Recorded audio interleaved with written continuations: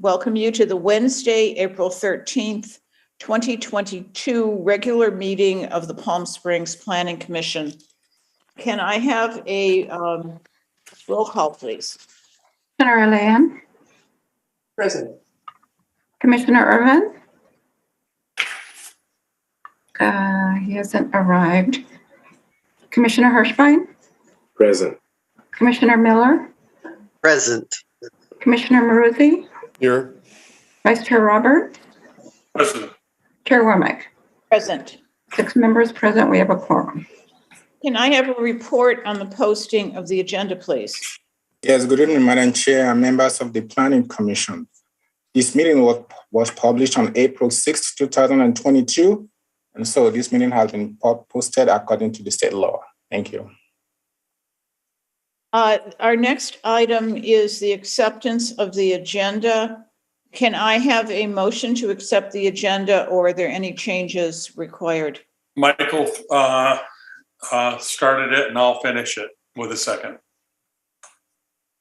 All in favor? Aye. Aye. Thank you. Our next item is public comment. This time has been set aside for members of the public to address the Planning Commission on consent calendar and other agenda items and items of general interest within the subject matter jurisdiction of the Commission. Please note that the Planning Commission cannot take action on an item that isn't on the posted agenda. 3 minutes will be allowed for each speaker. Members of the public who would like to comment on 1A and 4A are directed to comment under this section of the agenda. Are there members of the public who would like to speak? Yes, David Pratt on item 4A. You have 3 minutes. Thank you. So I represent the ownership of the Margaritaville Palm Springs. As you all probably know, we did a substantial renovation there throughout COVID, converting the property from the Riviera to the Margaritaville. We spent substantial money there. It has been, despite COVID, we're seeing that it's been a big success. This year, the property will generate more TOT funds than it ever has, and so we've seen the property do well. Part of that is creating, what Margaritaville would call this Margaritaville environment or Margaritaville state of mind, and a big piece of that is their signage package. So they've required certain signage from us. And it was brought to our attention that not all of that signage was approved by the Architectural Review Board, that it had been submitted by our signage consultant or signage contractor. They came back and two pieces of signage were not approved in that initial plan. One is kind of right on the front fascia of the property, the fascia of the porte cochere. As you look at the property, and it reads changes in latitude, changes in attitude, which is a lyric from one of Jimmy Buffett's songs. And then the other, as you pull into the porte cochere, is an illuminated sign that reads "Mi Casa Su Casa," and is a feature sign entering the property. The Architectural Review Board, their meeting changed a number of times, so I was not able to attend. But in their review, I think they noted that the changes in attitude, changes in latitude sign, since it was not illuminated and it was visible from the same angles as the monument sign, they decided that they didn't think that was a necessary sign. And some of the members kind of commented, because of the angle you're pulling in, it's a very visible sign and important, and commented that they would be in support of keeping that. Ultimately, the board voted against that. Based on their comments, I have amended my request and am willing to take down the changes in latitude sign that's very visible in the same angle as the monument sign. The other sign, that's an illuminated sign, it's very visible when you pull into the portico-share. And if you are coming from that side on Vistacino, you never actually see the monument sign. And creating this this environment of, a guest arrival, I think you will, can appreciate that in a hospitality setting, the sense of arrival is very important. And, we want to ensure the success of this property. The brand has been very adamant that we have this signage, and we feel it is a very important piece. I know one of the pieces, a requirement for a variance here is due to the physical characteristics of the property and the orientation and design of the structure of the property. It doesn't give adequate visibility. If you're coming in from Vistacino, because the property is set back and our monument sign is on the front, you never see that monument sign. And so I feel that meets that requirement of having that signage to provide adequate arrival, adequate signaling to the customer that they have arrived here at Margaritaville. And it's important to us from a business standpoint to create that sense of arrival for them. So again, my request is to comply with the Architectural Review Board. We will take down the changes in latitude sign, but we're appealing on the other sign, the illuminated sign at the entrance of the portico-share, because we feel that it meets a real need to create that sense of arrival, which has been dictated by the Margaritaville brand as a requirement. Thank you. You'll stay, hopefully you'll stay if there are any questions when we get to item 4. Yeah, I'll stick around.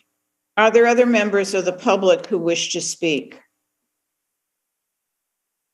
Seeing none, I will close the public hearing and move on to the consent calendar. The consent calendar is the approval of minutes of March 9th, 2022 and March 23rd, 2022. Is there a motion on this, please? So moved. Second. Are any comments? Can you call the roll, please? Vice Chair Roberts, Yes. Commissioner Hirschline, Yes. Commissioner Lehan, Yes, I will note that I think this is where one of the 2 meetings I had to depart early, but I've reviewed the record and the videos, and I agree that the minutes are okay. are an accurate portrayal of meeting. Commissioner Miller, Yes. Commissioner Maruzi, Yes. Chair Womack. Yes. Okay, moving right along. Item 2A is a public hearing, but we have had the hearing on this item and it's a continuation. George Youssef, Palm Springs Car Wash, for an amendment to a conditional use permit to alter the hours of the off-premises alcohol sales in a retail store located at section 14 at 300 North Indian Canyon Drive. And there were some questions, I believe, asked by the commission and a report back to the commission on after hours or later hours liquor sales. Staff report, please. Thank you, Madam Chair. Let me share the screen here. It'll be very short.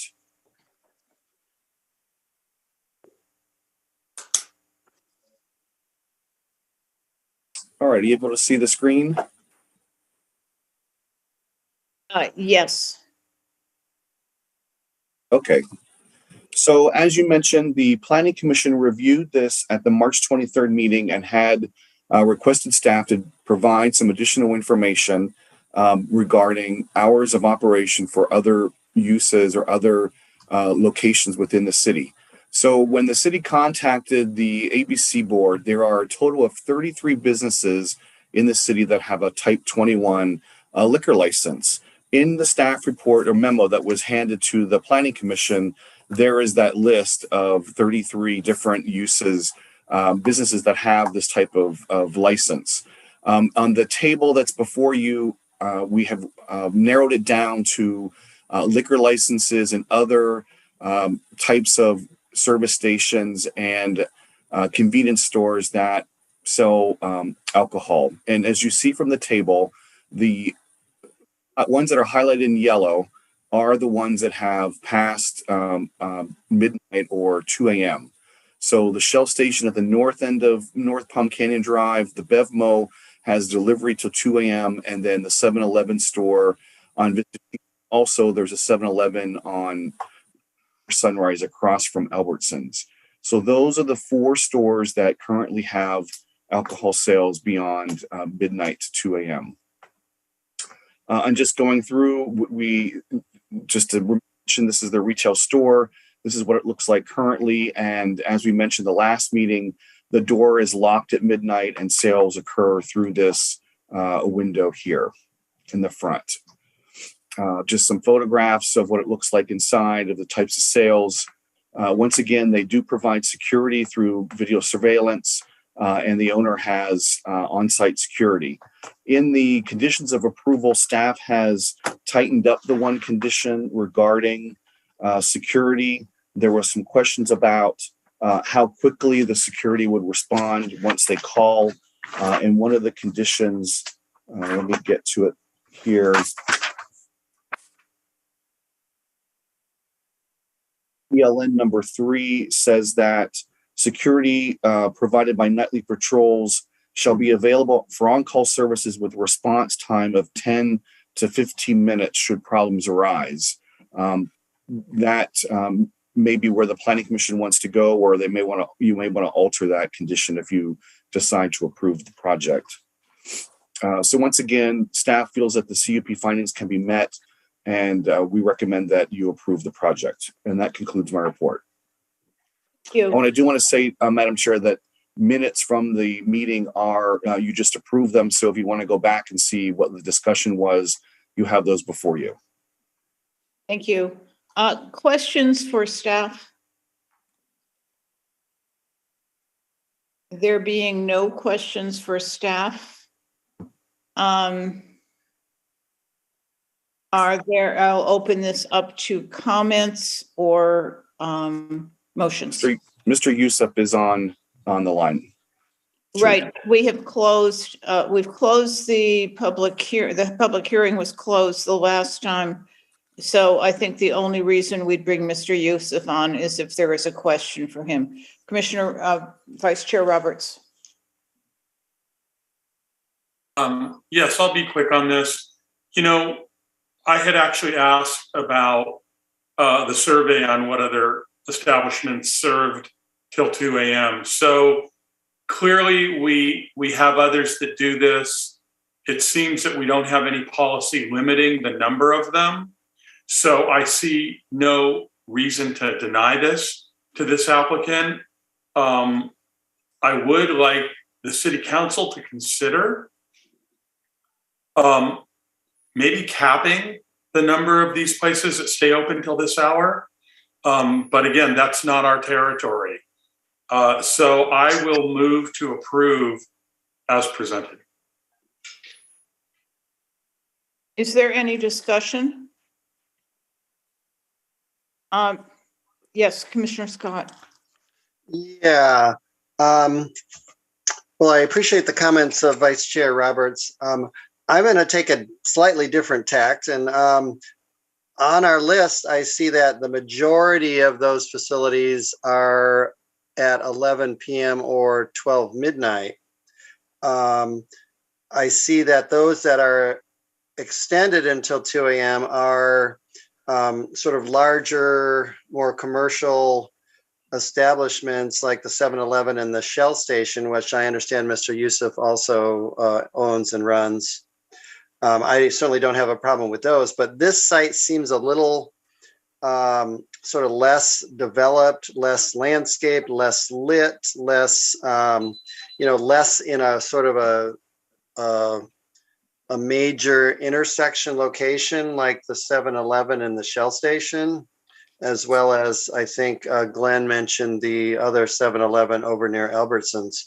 So I actually am not going to support this because I think this is going to open the door unnecessarily to a potential barrage of these other places saying, well, if he got it, I'm going to get it. And I think that could be detrimental. And I see no reason why we need a significant number of off-sale locations selling packaged liquor after midnight. If you can't plan your evening well enough to, get what you need before midnight, then you're probably not in any shape to have more, is my feeling. So I'm not going to support this. Are you making an alternate motion? We don't have a second yet for Vice Chair Roberts' motion. Well, I'm curious to see if anyone else wants to make comment before I would make a motion. Commissioner Hirschfein? Yeah, I'm not necessarily opposed to selling liquor till 2 a.m. in any particular location, but the physical plant, if you want to call it that, of this applicant just seems inappropriate for Palm Springs to me. And that's what I think we're here to judge. It's not to judge whether something complies with a particular policy by council or not. And the notion that there's this little slot window that somebody stands behind and is shoving bottles of liquor out to consumers in the middle of the night just does not appeal to me. It doesn't say what our community is about. And for that reason, I wouldn't be able to approve it. Commissioner Olayan?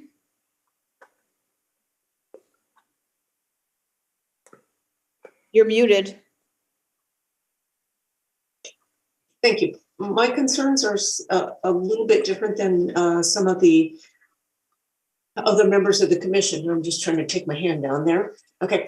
And that is that, and first of all, I will acknowledge that these are larger issues, and like a couple others, I would encourage the city council to take a look at this.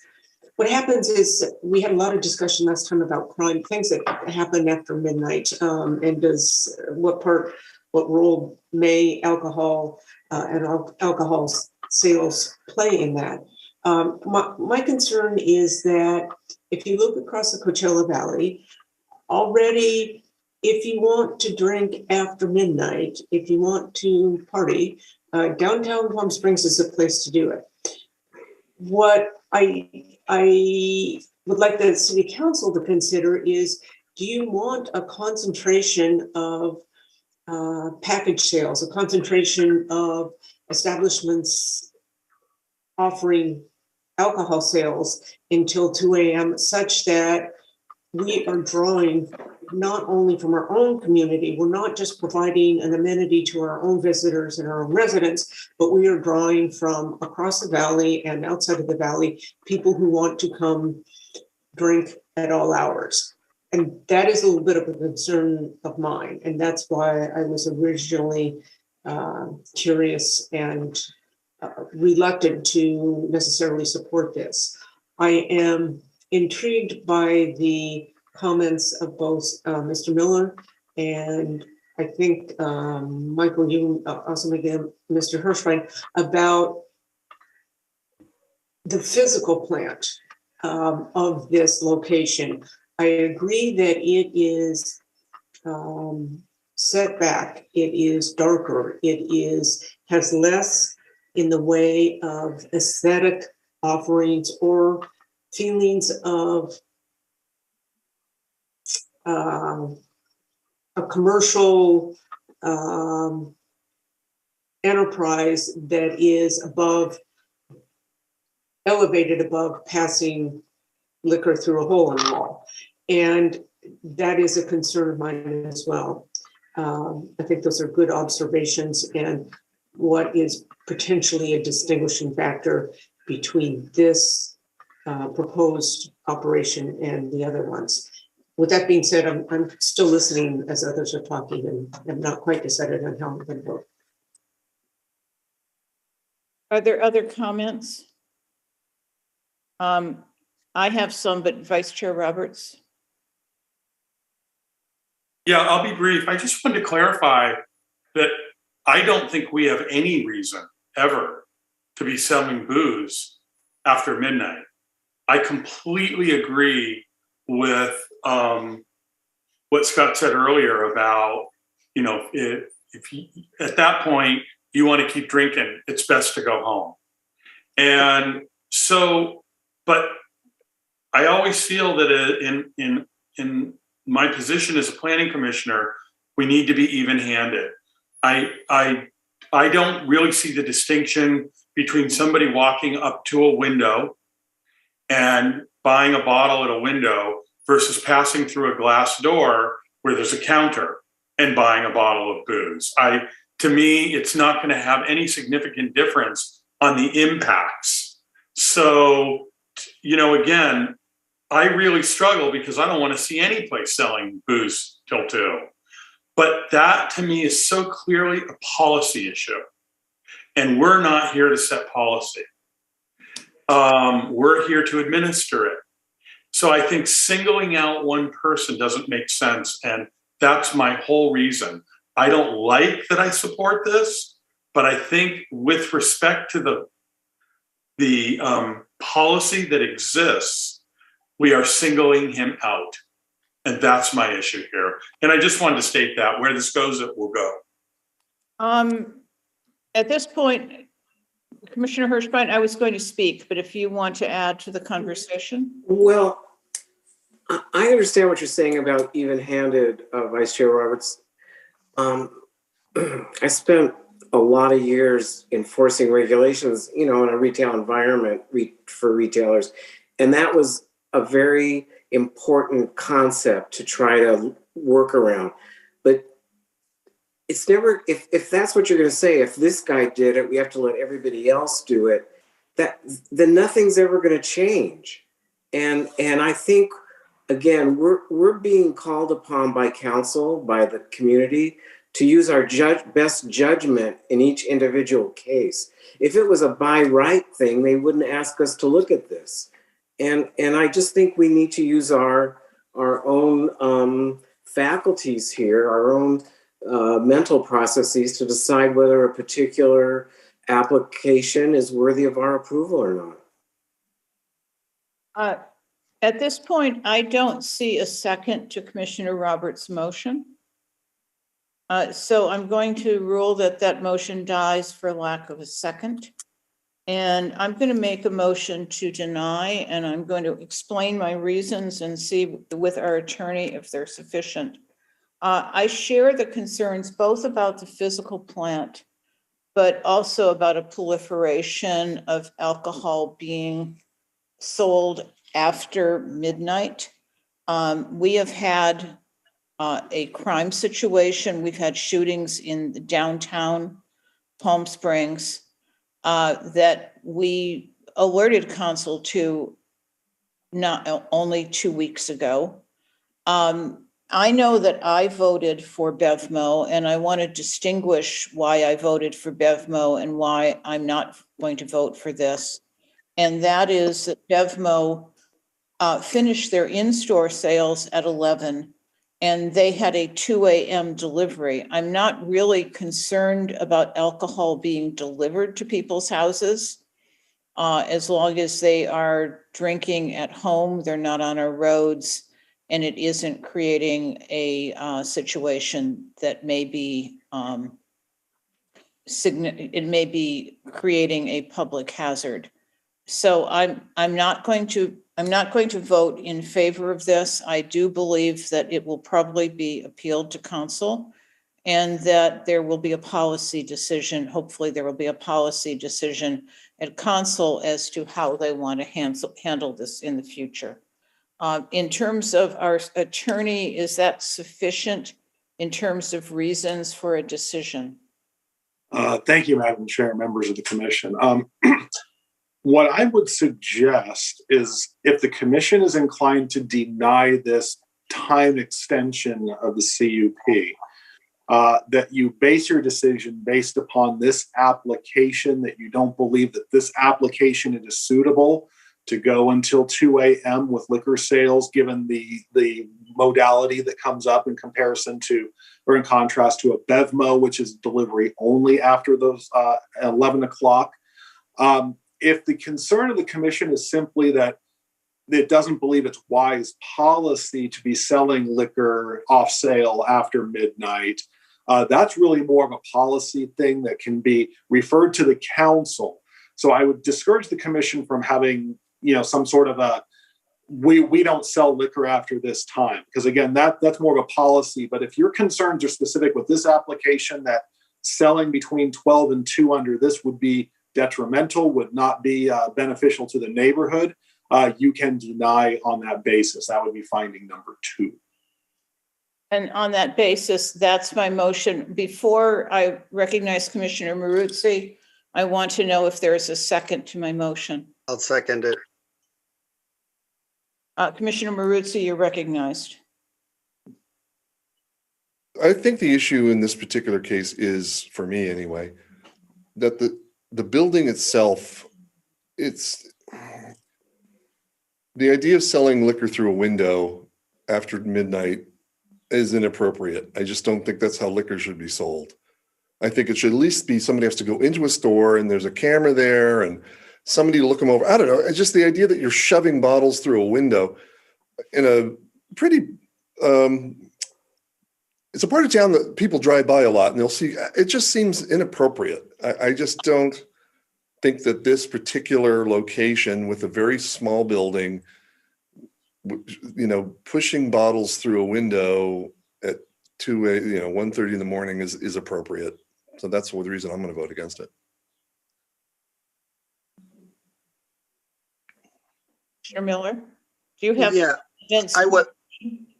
I would also add that I think we can draw a distinction between this location and this physical plant and the location of the 7-Elevens and the location of the Shell station, which Mr. Yusuf also runs. They are outside of the downtown core. They are on, more trafficked streets at certain hours of the day, certainly. They are better lit. They are more established commercial facilities. And I think that's the distinction that I think we should also draw, is that this is a location too close to downtown where we have, as we know, a number of bars and clubs where people take part in alcohol inside a facility. And I don't know of others, and certainly I don't think there's any others on the list that came up that sell this close to the downtown core, certainly after 11 p.m. or after midnight, other than the BevMo, which does the delivery. So I think there is a distinction in the location as well as the physical plant. And I think condition number 2, or the finding number 2, is, as suggested by Mr. Priest, is where I would find it flawed.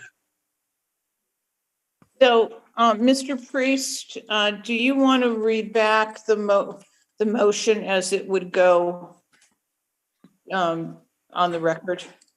Well, Chair, yes, can I be able to speak, guys, or what's the deal? No, I'm sorry. The public hearing was closed at the last hearing, and this matter is before the commission. There's a lot of stuff I can explain.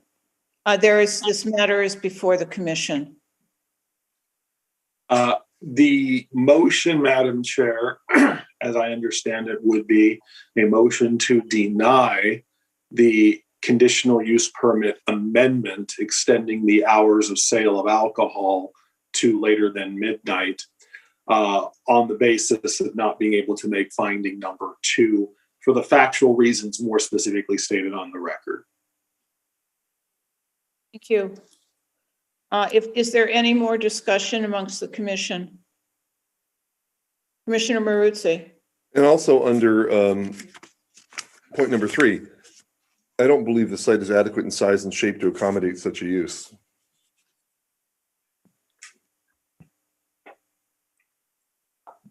I agree with Commissioner Morency. That was one of my concerns. The setbacks, I think, are inappropriate. Madam Chair, too deep, and it leads to a dark, not closely enough. Not close enough to the public right of way to be able to provide a secure and safe place for transactions outside the building. As the maker of the motion, I accept those changes. Mr. Miller, do you also accept them? He does. There's a head nod. If there is no more discussion, would you call the roll, please? McCormick, Yes. Commissioner Miller, Yes. Commissioner Alayan, Yes. Commissioner Hirschbein, Yes. Commissioner Maruzzi, Yes. Vice Chair Roberts. No. Thank you. Moving right along, there is no unfinished business. Number 4 is new business, and it is not a public hearing. It's an appeal by David Pratt of Tamarack Capital Partners of the decision of the Architectural Review Committee to deny a sign program amendment application case 20-003 for the approval of 2 existing signs on the front canopy fascia at the Margaritaville Resort Palm Springs Hotel located at 1600 North Indian Canyon Drive. The recommendation is a denial of the appeal. Is there a staff report, please? Yes, thank you. Good evening. Let me share my screen here.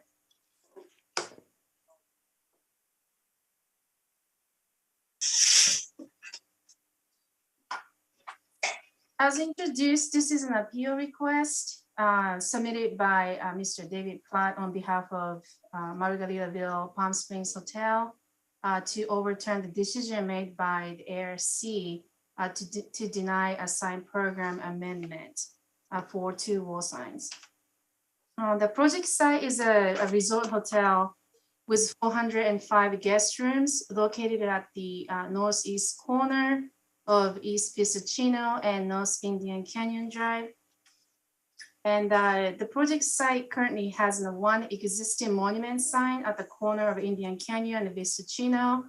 And the applicant submitted a sign program amendment to the city to legalize 2 wall signs that are located on the fascia of the carport. So there are 2 types of signs that were reviewed by the ARC, sign A and sign B. And as indicated by Mr. Platt, the business is considering to remove the sign B, which is located on the fascia that's kind of located behind the monument sign, by requesting to retain the sign A, which is installed on the south fascia of the carport. This is the sign that the business is proposed to retain, Casa and Casa, and this is a sign that the business will remove.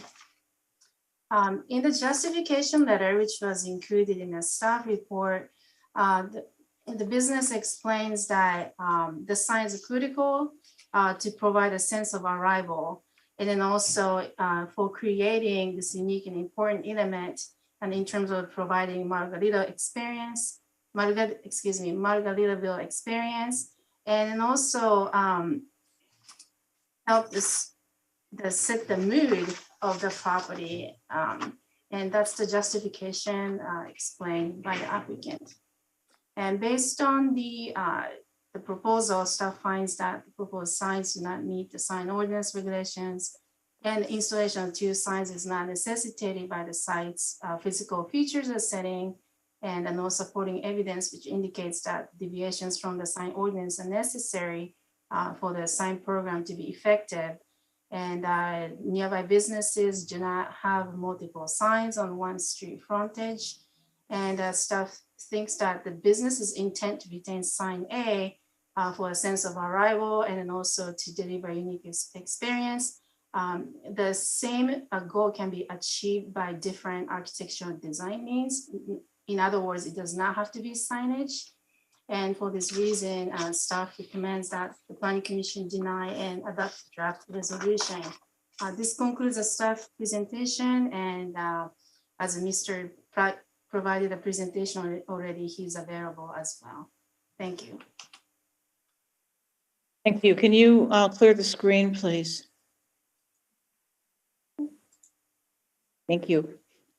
For the commission, just to note that this is the first appeal that we are hearing under the new ordinance that changed the order of Planning Commission and AAC. And I believe, I am correct that this is final decision with the commission. And we've heard the staff report. It's not a public hearing. Are there comments or questions of staff or the applicant from the commission? Commissioner Maruzzi and then Vice Chair Roberts. I'm a little confused and troubled by the apparent fact that the applicant did not apply for a sign permit, knowing that there is a sign program required, especially since there have been 2 different sign programs approved, the most recent, which was in 2020, and the sign company, Best Signs, of course, is familiar with the requirements in Palm Springs.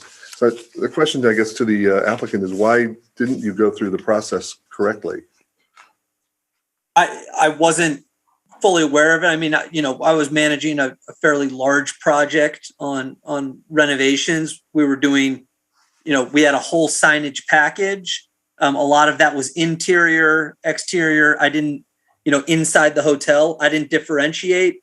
I was told we needed to submit for approval on our monument sign, which we did, and went through that process. And just simply with a large signage package, I didn't recognize that those 2 signs fell outside of the process, and we were made aware of them and submitted this appeal. So I apologize that we had a lot of signage through the property. It just happens that most of it was inside our pool area or inside the building, and so we didn't fully understand that process. We did submit on the monument sign, just unaware that kind of this extra signage was there was a requirement there. All right, I see. Thanks. Vice Chair Roberts. Thank you, Chair. Mr. Pratt, question. I understand, given the nature of this business, you wanting this signage. What you do is kind of folksy and down to earth, and I get that. If you had the opportunity to have one of these signs, something a little more welcoming and warmer, and erase the past of what you've been through, would you prefer A or B?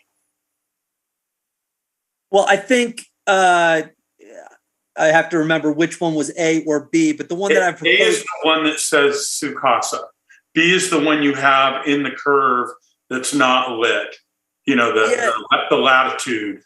The changes in latitude, it is not as visible to the guest experience, because the way you pull in, it's further set back. It's not illuminated, and the monument sign from that angle serves as kind of the primary visual focal point.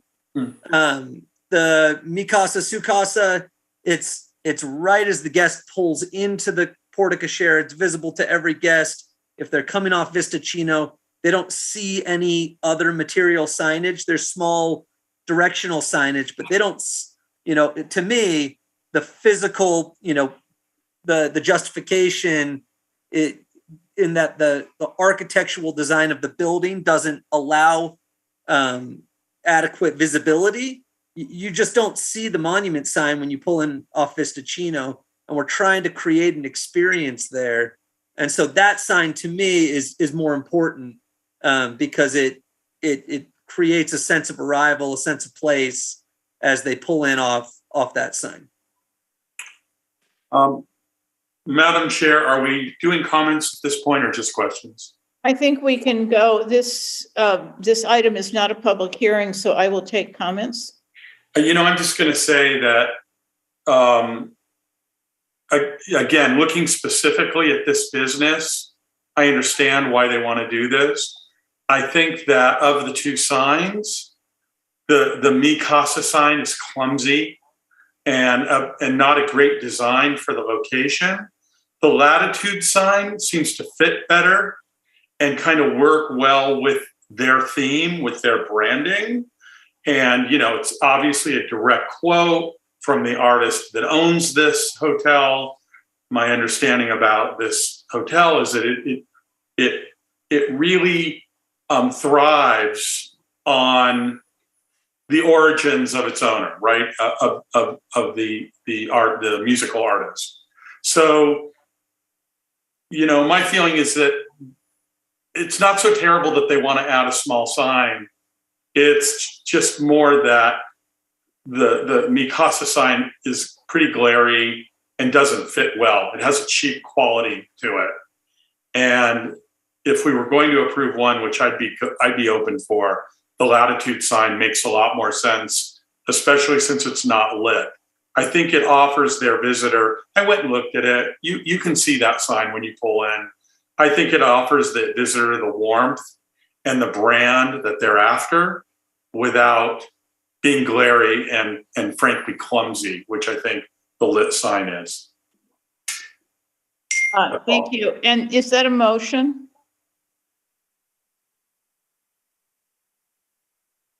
You're muted. I think I'd rather hear from my colleagues before I made a motion. Commissioner Lyon. You're muted, Commissioner Lyon. Thank you. One would think I would learn. I am taking a look at this. I went back and looked at the signage code. I'm trying to stay away from the actual wording and the language that is on the sign because that's generally free speech and what is one company's logo or motto or how they want to convey their business is, I believe, better left up to them. But what I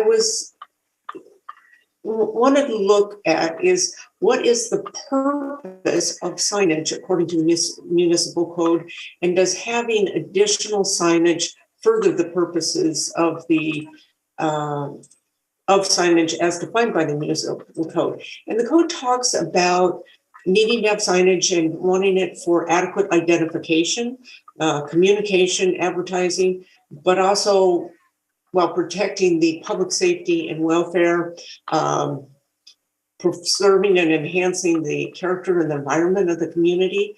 And so I was trying to take a look at that. This is not a sign that provides identification because the applicant in their own defense in their appeal, they keep referring to creating a sense of arrival and setting the mood. And I just wasn't sure that this was a goal of signage according to that it was a goal for the public rather than for something that the applicant wanted to do. And whose interest is it? Does it serve to have additional signage regardless of what it says? I'm not necessarily seeing that it protects or reduces visual clutter or protects the safety and welfare. I'm not sure, and this is working into a question, I think, for staff is, does this deter from motorists coming along Vistacino or even Indian Canyon, does this create visual clutter? Does it detract from a motorist paying attention to where they're going and watching the visual cues at a busy intersection? I want to know what staff's opinion is on that. And I really want to know what purpose, if any, staff sees that is consistent with the municipal code that this signage serves, regardless of what slogan is put up there. Madam Chair, I believe I can chime in on that one if you don't mind. Yes, as Commissioner Alayan mentioned, sign codes are designed as a balance between commercial speech, the ability to advertise one's business, counterbalanced against preventing visual clutter, other sorts of public nuisance due to excessive or particular types of signage that are visually, detractive to an area, things like that. The code in our case has defined a limited number of signs that can be done under this program, and anything and by policy definition, anything excessive to that would start crossing into the visual clutter, the public nuisance, just because that's where the policy has been set. However, acknowledging that not one size doesn't fit all in the code, we do have this provision that allows variances within the sign program if the findings can be made. So again, we can talk about visual clutter versus ability to advertise and prominently identifying one's business. But at the end of the day, the code says there's one too many signs. And so to get the developer out, the operator out of that, the ARC and then now the Commission on Appeal needs to make these three findings to allow the variance. Otherwise, we have a non-code compliant sign issue out there. I hope that explained. That helps. Thank you. Commissioner Hirschfein. In addition to the number of signs not complying with the sign code, could someone on staff clarify? I thought that signage was limited to trade name.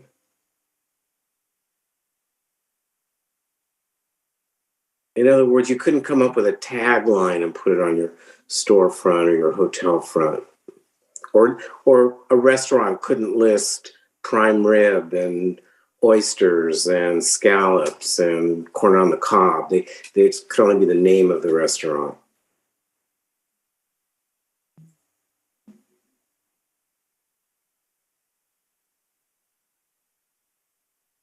Sign ordinance was amended in 2020, and the zoning code, sign ordinance regulations, the pre-amendment sign ordinance regulation has a language about the prohibition of certain messages.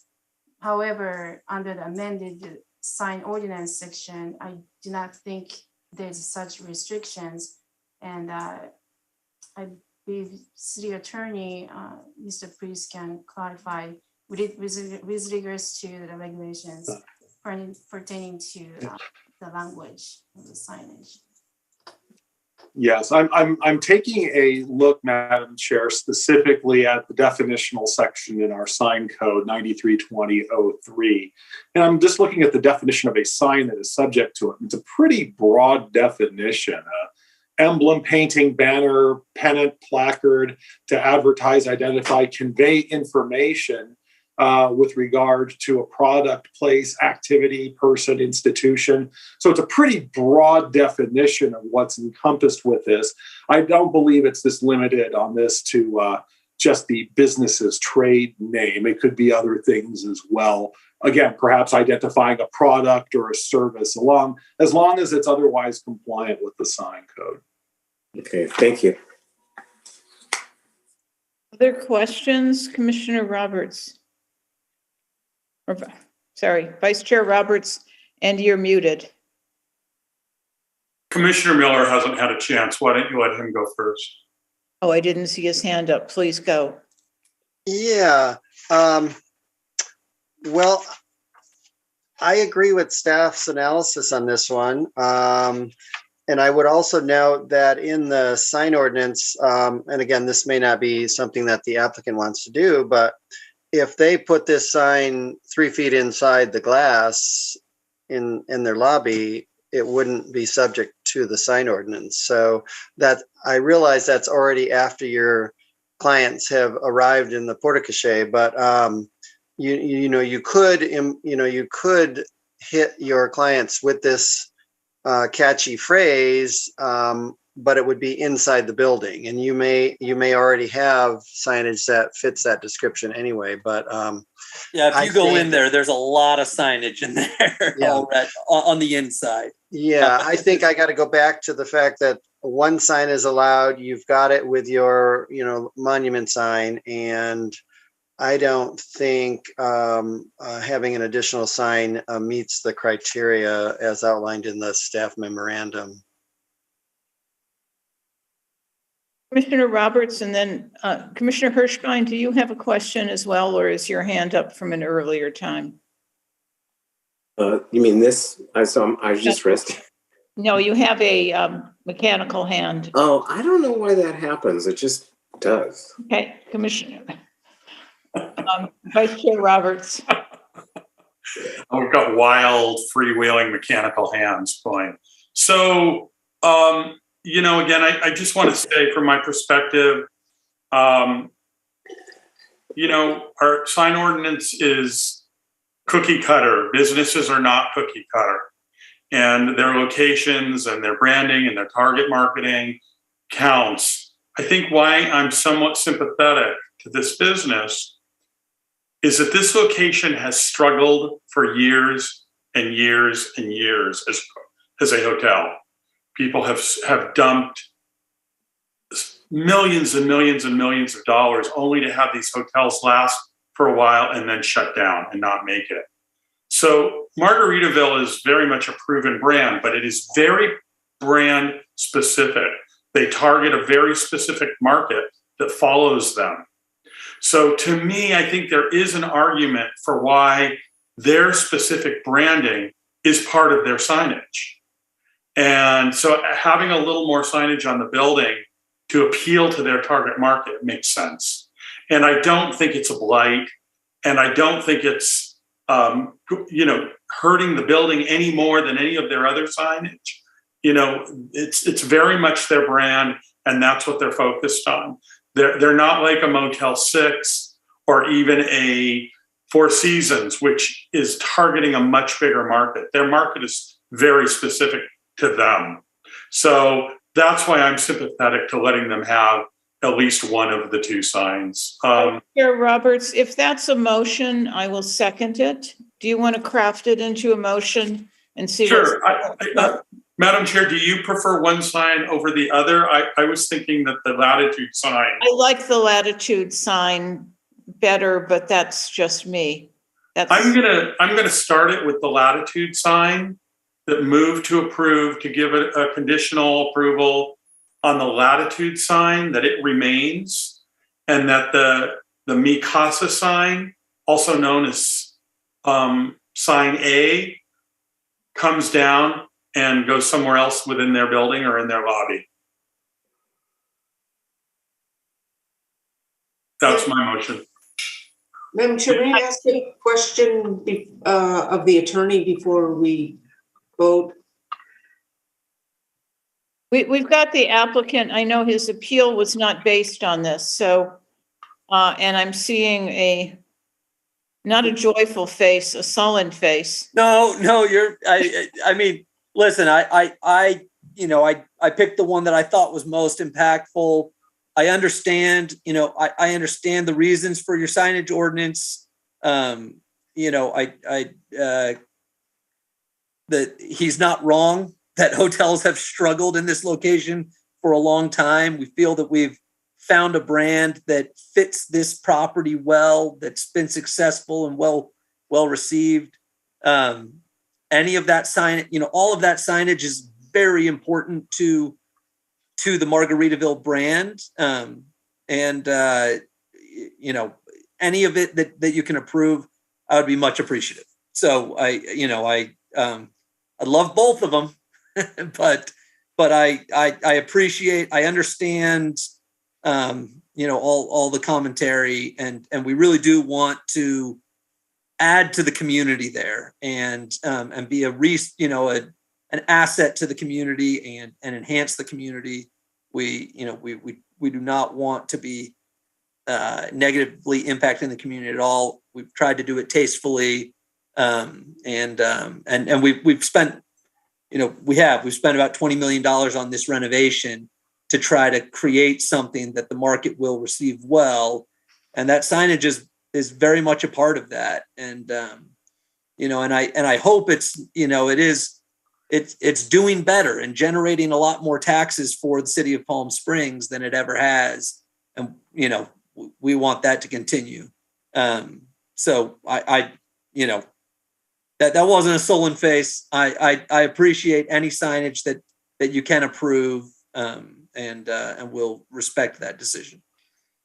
So just in terms of the motion, I think I can make as the seconder finding number A, that due to the physical characteristics of the property and the orientation and design, and it's really the setback from the street and where the entrance scenario is, I think it would it could work there. I do think that the non-illuminated sign is the least departure, and that it's compatible with the surrounding property and not contrary to the purpose of the sign ordinance. So I would think that we might be able to make those, if those work for you, as the maker of the motion, Vice Chair Roberts. Absolutely. I was right with you on those specific findings. So we have a motion and we have a second. Are there comments before I call the roll? Lori, Commissioner Lane and Hirschbein both have their hands up. Right, and I saw Commissioner Hirschbein's hand first, so it'll be Commissioner Hirschbein and then Commissioner Alain. So the only other thing I'd like to inject into the analysis here is, we changed the processes for approving this with the final say going to AAC unless there's an appeal. Well, the first and final, actually, the only. And it feels to me like we're kind of sabotaging the process right out of the gate. And so that's one of the reasons. That's one of the things I think we need to consider. Madam Chair, if I may, let me just clarify one quick point. Since this is being processed under the architectural review with review to the ARC on the sign program, it's the review of the signage. I'm pulling up the appeal process. Yes, it's appeal to the Planning Commission, but the code does provide for an appeal of the Planning Commission's decision to the council pursuant to the regular code provision. So the commission is not the final if this is appealed to the city council. Just wanted to clarify that point.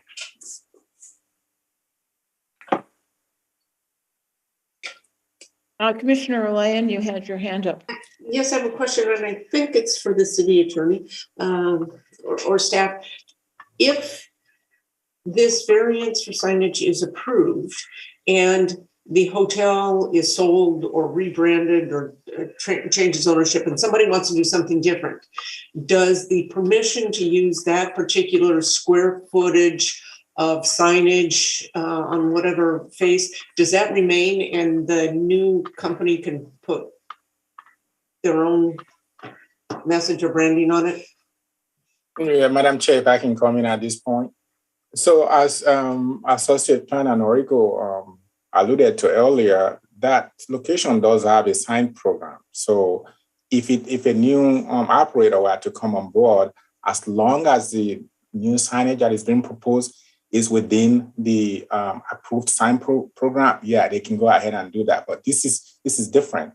And moreover, it could be a different operator with a different name and with a different branding. So they may not need the additional approval that is being granted tonight, assuming you were to approve approve any signage for this applicant.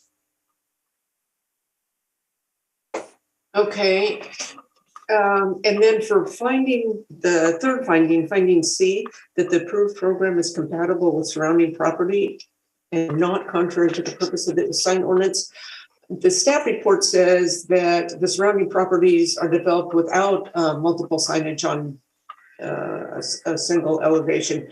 How do we, and this is a question because I'd like to be able to prove this, but how do we find that this is compatible with the surrounding businesses if they don't indeed have it? I guess the question is, do the signs have to be identical? Can't we find that an additional sign is allowed without it being incompatible? It seems that we could make that finding and not say that it's not compatible. Yeah, Madam Chair, and that's correct, because in your earlier motion to approve, you indicated about the physical characteristics and the design of the one that the commission is making a motion to approve on. It's the deep setback and the entry to that property. Correct. That are the physical characteristics that would make me allow this to happen.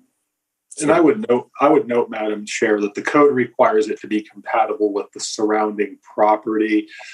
Compatible could mean many things based on what the commission finds. Compatible with surrounding properties relative to signage or perhaps to other things. So I believe the commission's got some flexibility to find compatibility, not just on signage, but just general compatibility that the sign, this added sign works with the other properties, or at least is not detrimental to them. Okay, thank you. At this point, seeing no other hands raised, can you call the question and we can see where we are?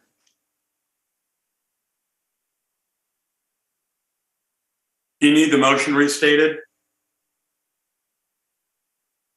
Terry, do you need the motion restated? Yes, Commissioner Lane's shaking her head, so yes. Very simply, that we approve sign B as a special allowance for this business in their sign program to help them express their branding on their building, and sign A, the backlit sign, is to be removed from the face of the building.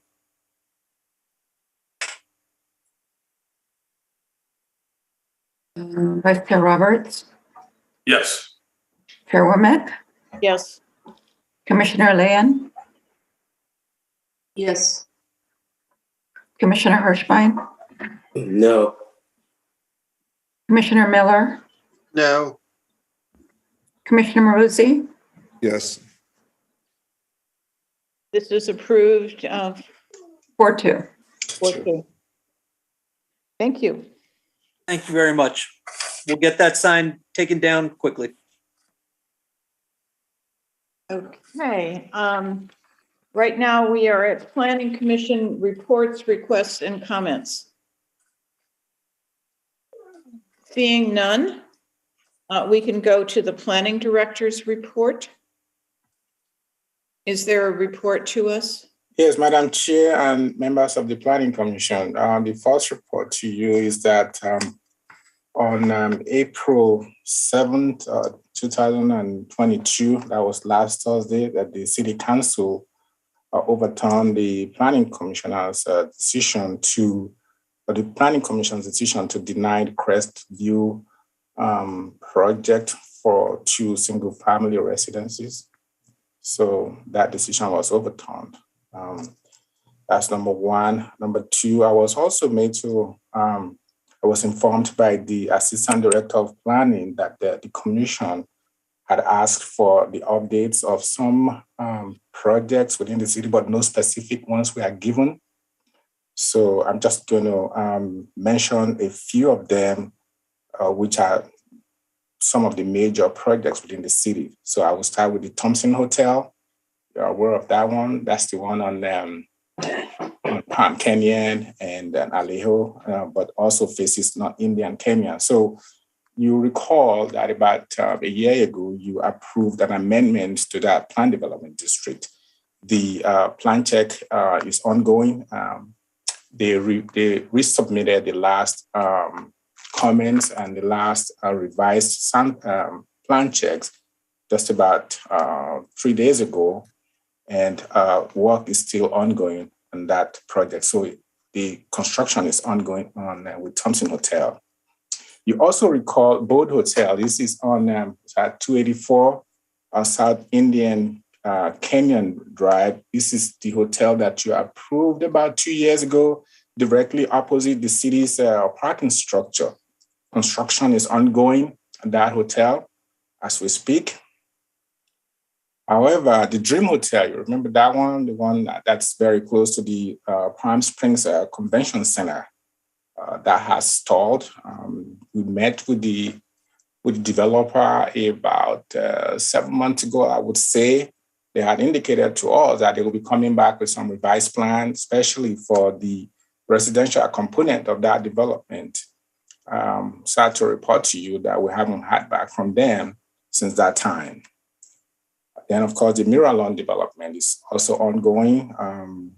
You recall that a few months back, the developer itself, Freehold, has submitted final development plans for some residential development, which you referred to subcommittee review. The subcommittee have met on about 4 or 5 occasions. We were expecting them to submit the final plans by now, but they haven't done so. I believe that they are still working on them. Then the Cody Place, formerly known as the Cameron. I don't know if you've driven by there lately. Work is going on very rapidly. And as a matter of fact, some of the units have been occupied as we speak. So our work is still in progress at that location. Then the Kenyan View. Remember the Kenyan View, the 80-unit single-family residential development on southwest corner of East Palm Canyon and Matthew Drive. Since the last time you approved the final development plans and directed the applicant you directed staff to hire a biologist to go over the landscape plans and to redesign the landscape plan and be brought back to you. We did hire the biologists. They submitted a report, which we gave to the applicant to help them redesign the landscape plan. I have had back from them, and we were made to understand that they are in discussions with some of the stakeholders in that area. So, but they have not resubmitted the landscape plans as we speak. So those are some of the major projects that you have reviewed and approved in the past that are in progress. So if there are any other ones that you want to report some, please. Serena Park. Say that again, I'm sorry. Serena Park. Serena Park, the last we heard of it is the discussion on the development agreement, but there has been no physical development taking place there. Didn't they have 1 year to submit plans and take them through planning and architecture and get into construction? That's correct, but that has not happened. And I do not have those dates with me, so I couldn't say if it's still within that 1 year frame or not. So I can look into that and get back with you. If you can get back to us on that, that would be helpful. Are there any other projects people have questions about? Orchid Tree. Yeah, the same thing with that one. I will go back and look into it and we'll get back to you on that. Mr. Woodsey? Yeah, I believe it's called the Icon Project directly across from Cody Place. That's correct. So that, and I did have that done. Yeah, Elan, it's now called Elan. Yeah, that one is also, grading is ongoing as we speak. So yeah, they are working on that. And Commissioner Miller, you had questions? Yeah, my question is actually on the Elan there across from Cody Place. I had actually watch the Planning Commission when they had that in front of them, I think probably 2 years ago now. I certainly was not on the commission, but I thought there was a condition that the commission placed about how high the grade could be along Bellardo Road on the backside. And I'm not certain. It's possible that when the project went in front of council that they made some changes. But I would like to know if there was a condition that remained on the project about the grade along Bellardo, because they've raised the grade of that property. In fact, the retaining wall that's on the south side of the property, gives evidence of that. They've got a 8 to 10 foot retaining wall, and they've raised the grade, I believe, higher than the grade of Bellardo Road. And I believe the commission was concerned about view impact across Bellardo and from Bellardo down to the lower part of the valley in lower part of Palm Springs. So I would just like to know if that condition was eliminated at some point, or was there something missed in the grading plan that we should be concerned with? We will definitely go back and review the conditions and go to the site and make sure that the grading conforms to the conditions of approval. I will report back to you at the next meeting. That brings up a question I asked when I first joined the Planning Commission about follow-up by staff on major projects like this. At what point does staff confirm that the project conforms with the approvals? Not halfway through when the buildings are being constructed, but in this case, now when the pads are being set. And I'm very concerned about that. And I'd like to know what the staff typical process is for reviewing that aspect of a project. So there are other staff from the development services, engineering in particular, that will go to the site to review the process of grading and then the elevation paths to make sure that they are consistent with the precise grading plans. Normally, planning staff is not involved at that point.